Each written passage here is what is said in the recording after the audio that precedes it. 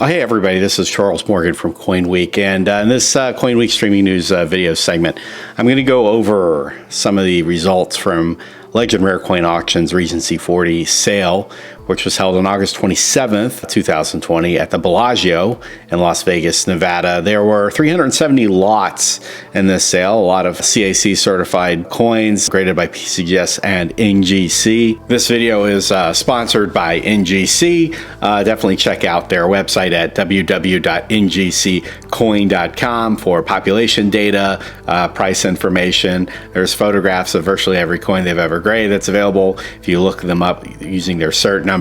And so let's get this show on the road. Overall, I think we saw competitive bidding across the board, several conditionally desirable coins bringing strong prices based on recent comps. I pulled 5 coins from the sale, and I'm going to talk about them right now.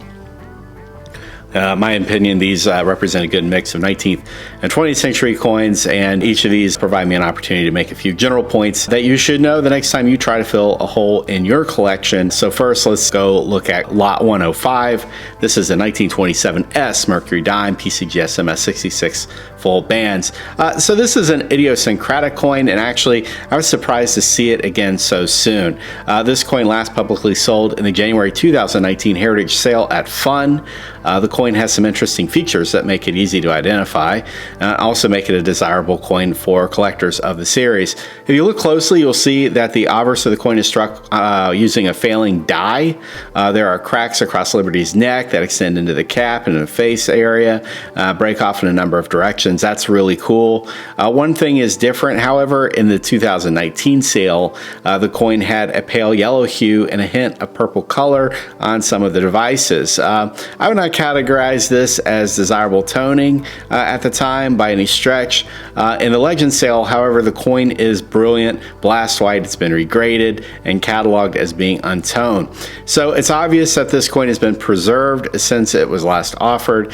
So I reached out to John Albanese at CAC to discuss this and the topic of dipping coins to have unappealing toning removed, and whether he felt that doing so improves the coin's appearance. And I think he liked this coin in this condition better. To paraphrase John, most collectors of Mercury dimes are accustomed to seeing these coins brilliant.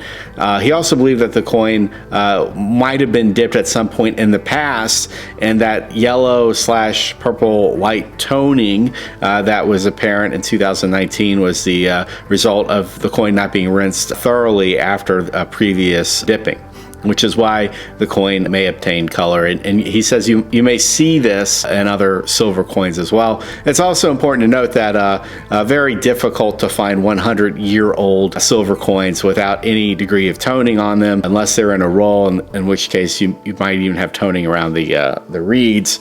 Just very difficult for that to be something that occurs naturally. So if you see a 19th century or 20th century coin that is brilliant, it has probably been dipped at some point. And it did slightly better in 2020 than it did last year. Hammer price this time was $15,862. If you want one of these in your collection, but for a more affordable price, the 27S is elusive in mint state, but you can get a nice AU58 for around $250. So in MS63, that choice uncirculated grade, you're looking at $650 minimum for one that's in typical condition, typical strike. Without the full bands. You want those full bands, you're going to pay about 3 times as much. And of course, this is at the very high end, and that's why it's a 5-figure coin.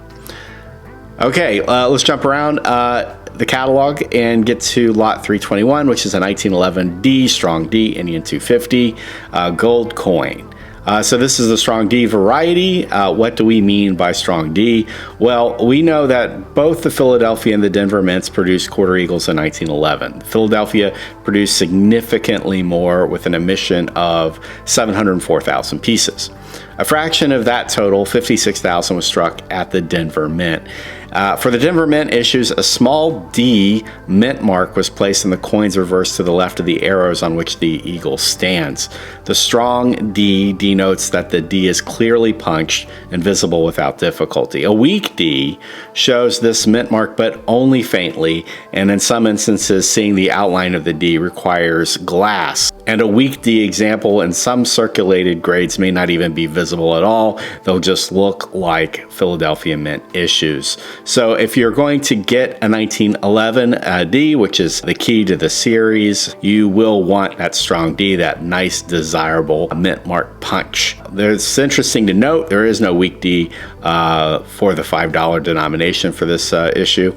That coin also has a low mintage compared to its Philadelphia counterpart. In the Legend sale, this coin brought $64,625. This is a very nice example, and it was the same coin that was offered as part of the Kodiak collection in January's Heritage Auction, where it brought $69,000. It's a shame to see the coin sell for about $5,000 less so soon after its initial offering, but if you kind of put the prices together and look at what other comps are selling for, this is about what you would expect for a coin of this type in this grade.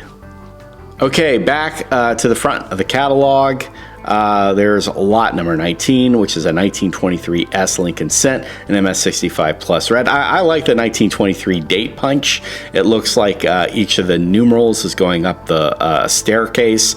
You can see the 1, the 9, the 2, the 3. They sort of ascend in verticality. I think that's really neat. It's amazing to see that this coin is now about 100 years old from when it was struck. And I remember collecting Lincoln Cents when the series first issue of the 1909 had just turned 75 years old. That's dating myself.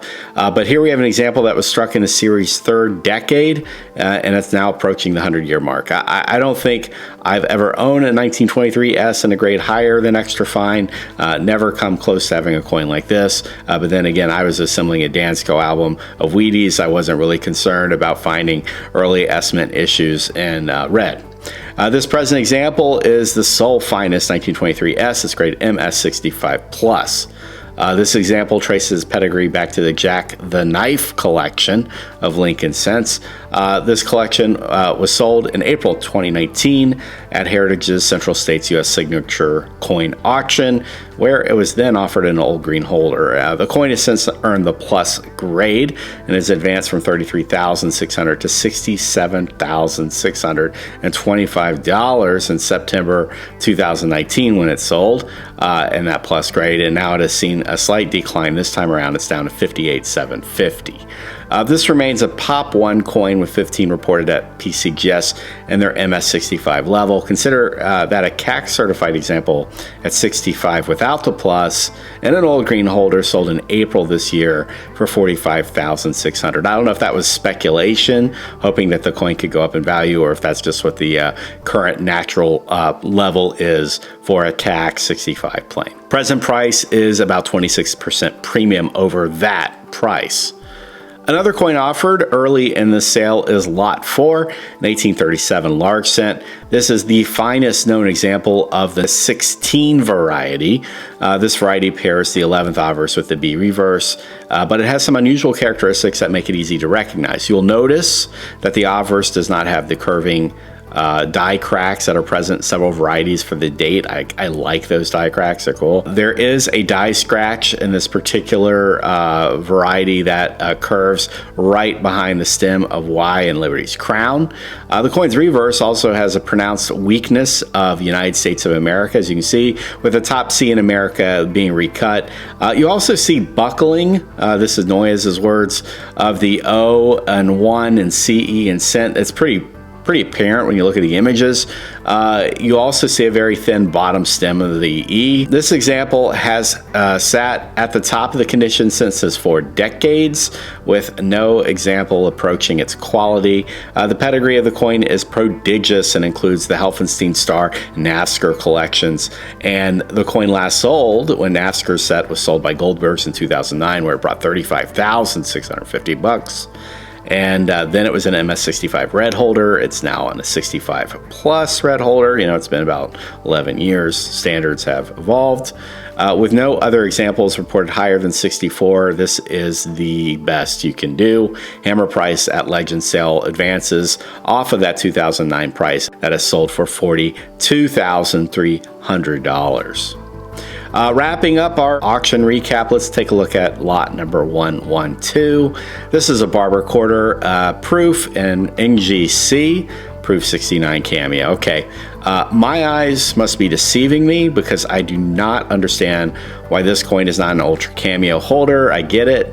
Yes, the cameo is a little soft on the top of the Peleus cap and maybe on the neck, you might say. But I've seen clad Ike dollar proofs that look like a snowblower blew off all the frost, and those dang things still end up in those deep ultra cameo holders, and I don't know what's up with that. But this is a really nice, really thick cameo on a 1911 later date Barber quarter and proof 69. The coin looks like it just got cracked out of a proof set, and as far as the Barber designs go, man, I really like them on quarters. I like them on quarters more than I like them on dimes, more than I like them on half dollars, but maybe I'm just like a quarter guy. 543 of these are struck, and this is one of the 3 finest at NGC. I don't think there are any PCGS in this grade level, and that's what you get for $23,500 in the Barber proof series these days, which is right in line with the estimate. Overall, I think I saw like prices that I would expect given the market. The market is fairly stable. In fact, in some of the higher end coins is quite healthy right now. We got several very high profile sales coming within the next year and a half. You have the Simpson collection, the Bruce Moreland collection, you have Miller collection, and some other important properties. Big coins are going to trade hands and set new pricing levels, and we're going to have to just take them as they come, knock them down, knock those reviews down. If you like this video or like any of our streams, definitely make sure you hit that subscribe button so you're informed when we upload them. We're going to try to do these about once a week. Sometimes we're going to double up. This week we're definitely going to double up. Later in the week I'm going to have a takedown of the 1909 S Lincoln cent. We're going to look at that coin in detail, and I'm going to talk about some of the history behind it. One of the most popular coins in all of coin collecting. For CoinWeek, I'm Charles Morgan. Until next time, happy collecting.